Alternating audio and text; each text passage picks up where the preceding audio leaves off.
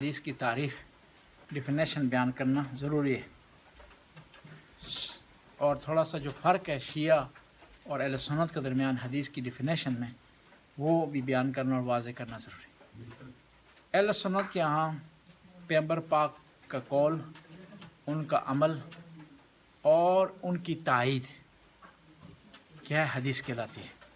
یہ بعض اہل سنت کہتے ہیں کہ پیغمبر پاک اور صحابہ اکرام، ان کا قول، عمل اور تائید گوش نہیں، یہ کیا ہے، حدیث ہے۔ ہمارے یہاں ایسا نہیں ہے، ہمارے یہاں تاریخ جو ہے وہ تعریف اس کی حدیث کی تھوڑی مختلف ہے، اور اہل سنت سے تھوڑی سی بعض لحاظ سے وسیع ہے اور بعض لحاظ سے تھوڑی سی کیا ہے، کلوز ہے۔ ہم صحابہ کے قول کو، عمل کو حدیث نہیں سمجھتے، کیونکہ صحابہ اکرام کے اگر قول کو حدیث عمل کرنا سمجھنا شروع کر دیں تو صحابہ اکرام میں بہت سے ایسے لوگ تھے کہ جنہوں نے چوری کی ہے، پیغمبر نے ان پر ہاتھ لگائی، ان کے ہاتھ کٹے۔ کیونکہ سوال ہے، پیغمبر کے زمانے میں آیا، پیغمبر نے سزائیں دی ہیں نہیں دی؟ دی ہیں، نہ دیتے تو ہمیں کس طرح پتہ چلتا کہ فلاں جرم کی سزا کیا ہے؟ دی ہیں۔ کس کو دی ہیں؟ کافروں کو دی ہیں، یہودیوں کی دی ہیں، عیسائیوں کی دی، مسلمانوں کی دی۔ وہ مسلمان کون تھے؟ صحابی تھے۔ اور یہی فرق ہے، ہم کہتے ہیں کہ سارے صحابہ عادل نہیں۔ صحابہ میں عادل بھی ہیں، نیک لوگ بھی ہیں، اچھے لوگ بھی ہیں، اور انہیں میں جو ہے برے لوگ بھی ہیں، مجرم بھی ہیں۔ قرآن نے کہا سورہ حجرات میں، اذا جاءکم فاسق بنبأ فتبینوا، کہ جب تمہارے پاس کوئی فاسق فاجر خبر لے کر آئے، اس خبر کی جانچ پڑتال کرو۔ کون تھا جو فاسق فاجر تھا جو خبر لے کر آیا تھا؟ کیونکہ قرآن جو ہے موقعوں کی مناسبت سے نازل ہوا۔ ظاہر ہے کوئی خبر لے کر آیا ہے تو قرآن نے کہا ہے کہ جب فاسق آدمی خبر لے کر آئے تو اس کی جانچ پڑتال کرو، بغیر جانچ پڑتال کے اس خبر پر ریئیکشن نہ کرو۔ وہ کون تھا؟ صحابی تھا۔ قرآن نے کیا کہا اس کو؟ فاسق فاجر۔ بس صحابہ میں کچھ لوگ تھے جو عدالت پر نہیں تھے، عادل نہیں تھے۔ مشہور و معروف حدیث ہے اہل سنت کے یہاں، حدیث ہے، اس کا نام، حدیث کا اس کے ٹائٹل، حدیث کا جو حدیث حوض۔ محدثین نے بہت اچھا کام کیا کہ ہر حدیث کا خلاصہ اس کے ٹائٹل کی صورت میں پیش کر دیا، اور اس میں ایک تو فائدہ یہ ہو گیا کہ آپ ٹائٹل سے پڑھ لیں گے نیچے حدیث کس قسم کی ہے۔ دوسرا اس کا فائدہ یہ ہے کہ آپ کو پتہ چل جاتا ہے کہ خود محدث نے جس نے حدیث لکھی اس حدیث سے کیا سمجھا ہو، کیوں ٹائٹل پیغمبر کے زمانے نہیں تھا، پیغمبر نے حدیث سے ارشاد فرمائی، محدث نے اسے ٹائٹل دے دی۔ حدیث حوض اس کا ٹائٹل ہے۔ حدیث کیا ہے کہ قیامت کے دن ہوگا، محشر کا میدان ہوگا، کچھ لوگوں کو جہنم کی طرف لے جایا جائے گا، تو پیغمبر ارشاد فرمائیں گے، پیغمبر خود فرماتے ہیں کہ میں ارشاد کروں گا، میں کہوں گا کہ خدایا یہ تو میرے صحابی ہیں، ان کو کہاں لے جایا جا رہا ہے؟ ہؤلاء اصحابی، تو خدا کا ارشاد ہوگا کہ ثقلین کتاب اللہ و اطرت اہل البیت۔ پیغمبر فرماتے ہیں میرے درمیان، میرے بعد دو چیزیں ہیں تمہارے درمیان، کتاب خدا اور میری اہل بیت علیہ السلام۔ اب ہم آتے ہیں شیعہ کی طرف۔ شیعہ کے ہاں حدیث کی تعریف و ڈیفینیشن یہ ہے کہ 14 معصومین کے اقوال، ان کا عمل اور ان کی تائید حدیث کہلاتی ہے۔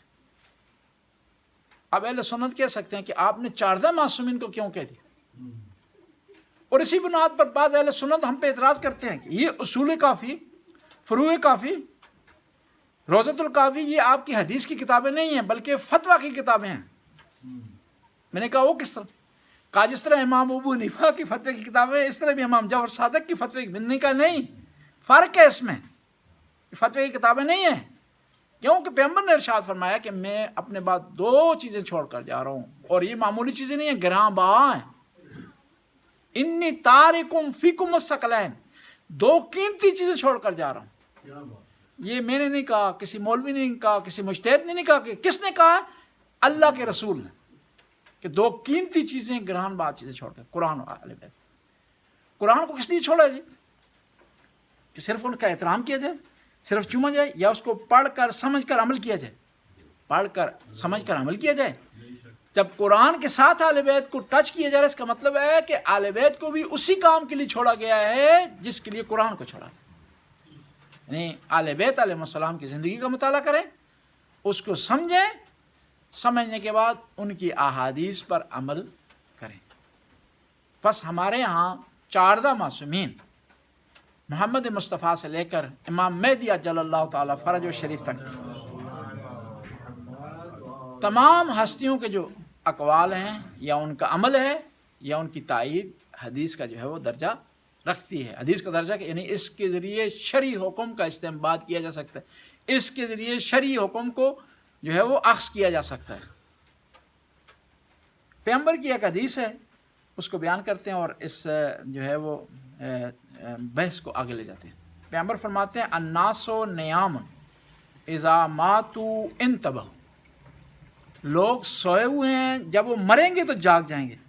دیکھیں پیارا جملہ پیغمبر، مریں گے تو جاگ جائیں گے. ہم الٹا کہتے ہیں ابھی جاگ رہے ہیں تو مر جائیں گے تو سو جائیں گے. پیغمبر کہتے ہیں نا جب مریں گے تو جاگ جائیں گے.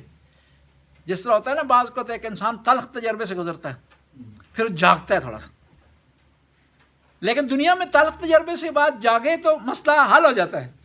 ٹھیک ہے، آپ اور جو ہے وہ ڈرائیونگ کرتے ہیں اوور سپیڈ، ایک دفعہ ایکسیڈنٹ ہوتا ہے، جاگتے ہیں، اس کے بعد کیا ہے تھوڑا سا ہاتھ ہولا رکھتے ہیں. ٹھیک ہے، بغیر سوچے سمجھے کہ کوئی چیز خرید لیتے ہیں، جب بعد میں نقصان ہوتا ہے، خرچہ پڑتا ہے، ضرر ہوتا ہے، تو پھر ہم جاگ جاتے ہیں، پھر دوبارہ جو ہے وہ کیا ہے مہنگی چیز نہیں خریدتے. کیونکہ دنیا میں اگر جاگ جائیں نا تو تلافی کرنے کی گنجائش ہے. کیا ہے؟ تلافی کرنے کی، ازالہ کرنے کی. لیکن مرنے کے بعد جاگے تو پھر ازالہ کرنے کی گنجائش نہیں. بہتر یہ ہے کہ انسان وقت سر وقت پر جاگ جائے. اب پیغمبر نے فرمایا کہ جب لوگ مریں گے تو وہ جاگ جائیں گے، ان کو پھر پتہ چلے گا کہ دنیا میں کیا کرنا تھا، انہوں نے کیا کرنا تھا اور کیا نہیں کرنا تھا. دوسرے انسانوں کا حق نہیں کھانا چاہیے تھا، حقداروں کا حق ادا کرنا چاہیے تھا، زبان کو کنٹرول میں رکھنا چاہیے تھا، آنکھوں کو کنٹرول میں رکھنا چاہیے تھا، کانوں کو کنٹرول میں رکھنا چاہیے تھا، ہاتھوں کو کنٹرول میں رکھنا چاہیے تھا. تمام اعضاء و جوارے ہمارے کنٹرول میں ہونے چاہیے تھے، نہیں ہوئے. لیکن اب پچھتائے کیا ہوت جب کیا ہے چڑیاں چگ گئی کھیت. لیکن آپ اور میں اب جا سکتے ہیں کہ ہم لسٹ بنائیں کہ کون سے کام کرنے ہیں اور کون سے نہیں کرنے. ایک کامیاب آدمی دنیاوی لحاظ سے ہے نا، پہلا یہ ہے کہ فرصت سے فائدہ اٹھائے. چانس بار بار جو ہے وہ نہیں آتے. دوسرا یہ ہے کہ فرصت سے فائدہ اٹھانے کے علاوہ لسٹ بنائے پو بود کی اور فر بود کی.